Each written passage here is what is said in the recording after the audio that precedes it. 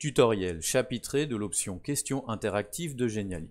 En mode gratuit, Geniali vous donne accès à 4 types de questions interactives. Mais pour utiliser les 2 autres et surtout pour avoir accès aux réponses de vos élèves, vous devrez passer au niveau supérieur en souscrivant un plan payant à 9,99 € par mois, mais qui est souvent bradé par Geniali à 50%, notamment au moment du Black Friday ou des soldes. Il s'agit du plan expert qui vous permettra donc de récupérer les réponses de vos élèves. Sans cette souscription au plan expert, vous pourrez utiliser les 4 types de questions dans vos Geniali, mais sans avoir les réponses de vos élèves. Moi ici j'ai souscrit le plan expert, je vais donc vous montrer l'ensemble des possibilités de cette option questions interactives de Geniali. Voici l'exemple d'un quiz culture-histoire pour ce tuto. Je sélectionne la page de mon Geniali, je vais dans questions interactives et je choisis le modèle qui m'intéresse. Vrai ou faux par exemple. Ici, par défaut, une animation est programmée pour faire apparaître la zone de question. Vous pouvez la modifier ou la supprimer si vous le souhaitez. Ensuite, vous allez cliquer sur Configuration. Dans Configuration, ici vous allez noter votre question. Par exemple pour moi, le Parthénon est-il un temple athénien? Vous choisissez si c'est vrai ou faux, ici c'est vrai, et ensuite vous passez à Action. Vous pouvez décider si l'élève aura accès à la bonne réponse une fois qu'il aura répondu, ou pas, c'est à vous de décider. Vous pouvez également rajouter un commentaire en cas de réussite, par exemple bravo, ou un commentaire en cas d'échec, par exemple, je peux préciser ici, voilà, c'est un temple de l'Antiquité. Un petit feedback par exemple. Vous pouvez également décider de ce qui se passe après que l'élève ait répondu à la question. Est-ce qu'il reste sur la page? Est-ce que ça l'envoie directement à la page suivante? Ou alors vous pouvez sélectionner une autre page de votre Geniali si vous souhaitez l'envoyer ailleurs. Si vous souhaitez que l'élève ne puisse pas revenir en arrière dans le quiz, sélectionnez page suivante et passez ici dans Navigation en microsite. Cela supprimera les petites flèches à gauche et à droite de Geniali et l'élève avancera donc de question en question sans pouvoir revenir en arrière. Nous on va rester en mode classique comme ceci et en revenant dans notre zone d'édition, on va choisir tout simplement de rester sur la page. Ensuite, ici dans Design, vous allez pouvoir modifier l'apparence de votre question. Est-ce qu'elle est horizontale? Est-ce qu'elle est verticale? Vous pouvez choisir différents types de fonds, ce genre de choses, et vous pouvez tout personnaliser. Voilà, ici par exemple, les polices de caractère, les couleurs, on va faire un exemple, par exemple ici on va rajouter par exemple une petite bordure violette, comme ceci.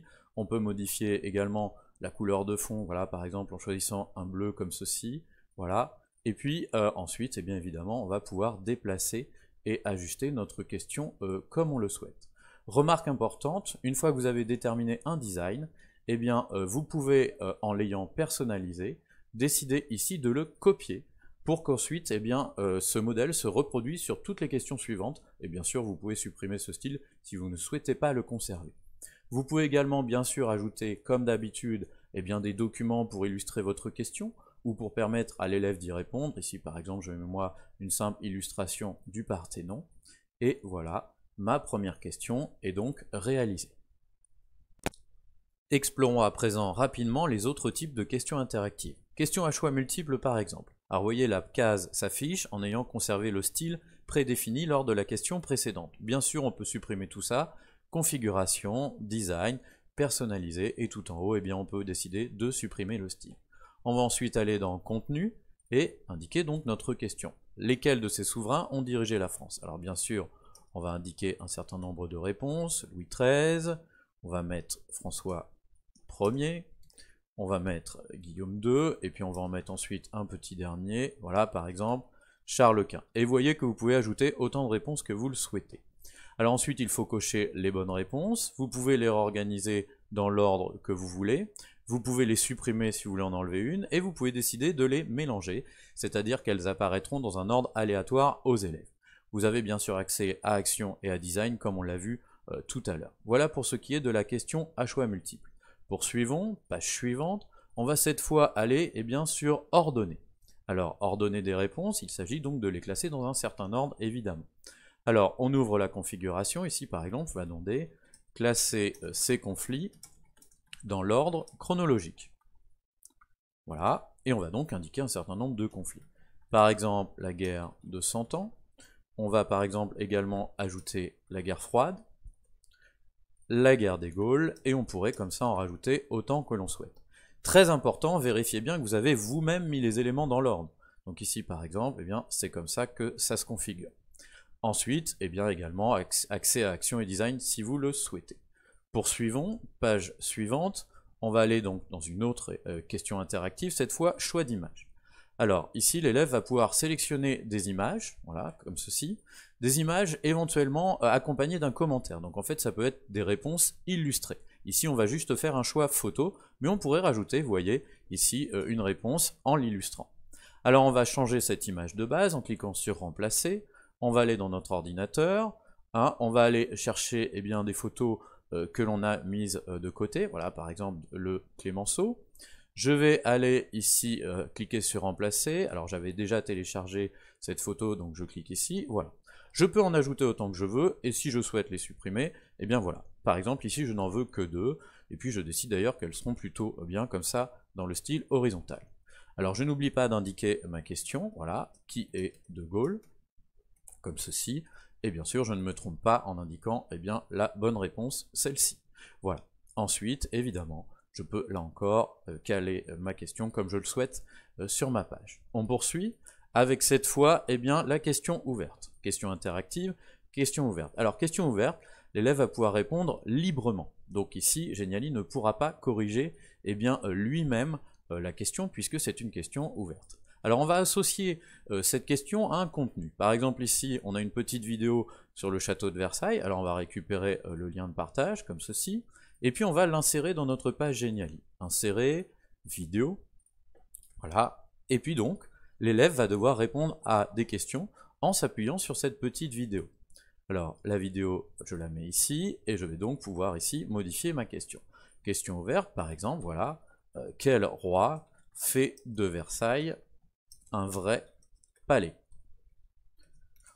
Voilà pour la première question, et je peux rajouter une autre question. En fait, on peut mettre autant de questions que l'on souhaite sur une même page du Geniali. Alors, je pourrais prendre n'importe quel type de question, hein, mais on va prendre par exemple à nouveau une question ouverte, voilà, comme ceci, et puis on va mettre, voilà, par exemple, en quelle année la cour s'installe-t-elle à Versailles?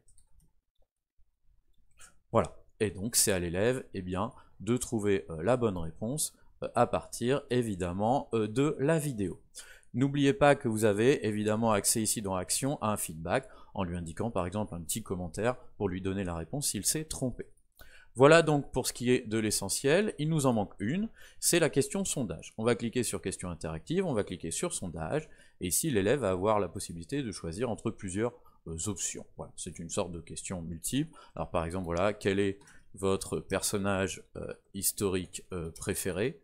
Bon, c'est pas une question très pertinente, mais on est dans le cadre d'un tuto, donc par exemple l'élève peut choisir entre Louis XIV, François Ier, voilà, De Gaulle, et puis on va rajouter Napoléon, vous avez compris le principe. L'élève pourrait éventuellement d'ailleurs sélectionner plusieurs personnages, si on indiquait les éléments ici au pluriel, voilà. Voilà donc pour ce qui est eh bien, de la préparation des questions.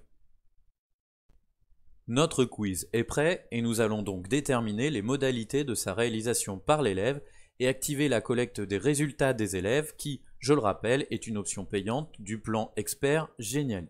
Première chose, on va aller dans notre quiz et cliquer sur une question. N'importe laquelle, ça n'a pas d'importance puisque ce qui va être décidé ici est obligatoirement valable pour l'ensemble des questions d'un même Geniali. On va cliquer sur configuration.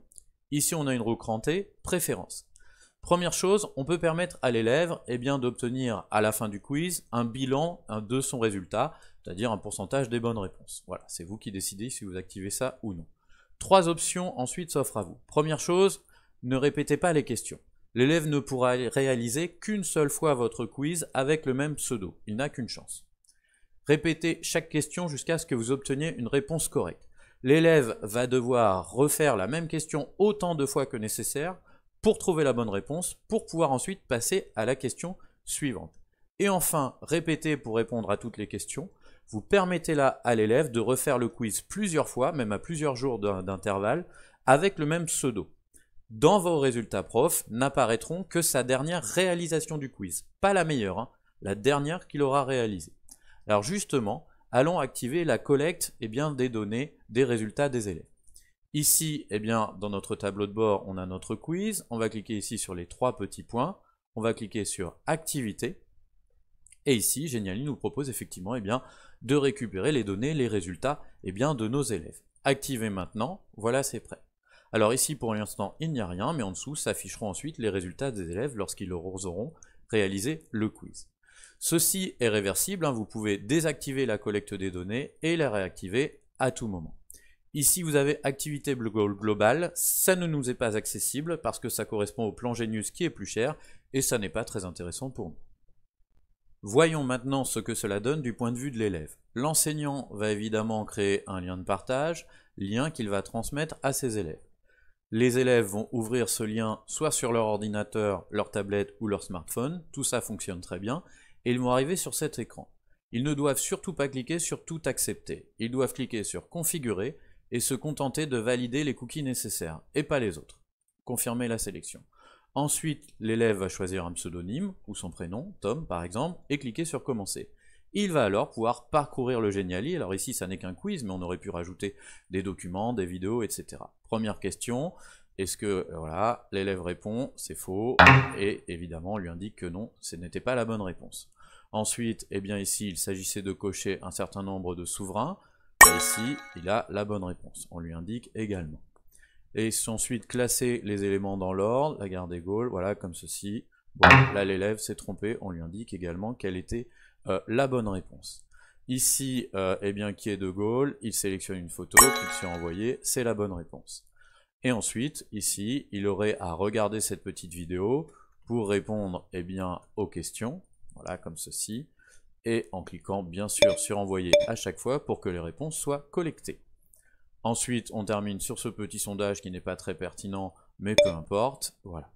Et ensuite, eh bien voilà, le quiz est terminé. L'élève a le nombre de bonnes réponses, le nombre d'erreurs, et comme on l'a permis, eh bien il peut cliquer sur répondre à nouveau pour refaire le quiz et finalement supprimer sa première version pour faire apparaître dans vos résultats prof la version définitive. Alors, allons voir du coup ce que ça donne du côté de l'enseignant. Je retourne dans mon tableau de bord. Ici, eh bien, je vais tout simplement rafraîchir ma page avec mes résultats pour retrouver eh bien, les résultats de Tom qui vient donc de faire mon quiz à l'instant. Ces résultats s'affichent en temps réel. On va donc justement entrer là-dedans. Alors, activité individuelle, et ici, effectivement, voilà, on a les résultats de Tom. On peut cliquer d'ailleurs dessus pour avoir le détail, par exemple, pour voir ce qu'il a répondu. Voilà, ici, on a le détail de ses réponses, et ensuite, on a différentes statistiques, combien de temps il a passé sur le quiz, voilà, quand est-ce qu'il s'est connecté, les bonnes réponses, et, etc., etc. Alors évidemment, Genially ne peut valider que les réponses qui sont sous la forme de cases à cocher. Lorsqu'il s'agit eh bien, de questions ouvertes ou de sondages, eh bien, c'est à vous de regarder si la réponse est la bonne. Ici, il n'y a qu'un élève, mais évidemment, il y aura ensuite tous les autres, et ensuite, eh bien, on peut supprimer un élément, ou tout le monde, voilà, pour ensuite, éventuellement, eh bien, lancer le quiz une autre fois sur une autre classe. Alors d'ailleurs, lorsqu'on fonctionne eh bien, sur plusieurs classes, il est peut-être finalement pertinent pour éviter un mélange d'élèves, eh bien peut-être tout simplement de dupliquer le quiz pour eh bien l'attribuer à chaque classe différente en renommant par exemple le quiz, voilà, question interactive 3e A, question interactive 3e B. Voilà, maintenant vous savez l'essentiel sur cette option question interactive de Genially, et c'est donc à vous de jouer.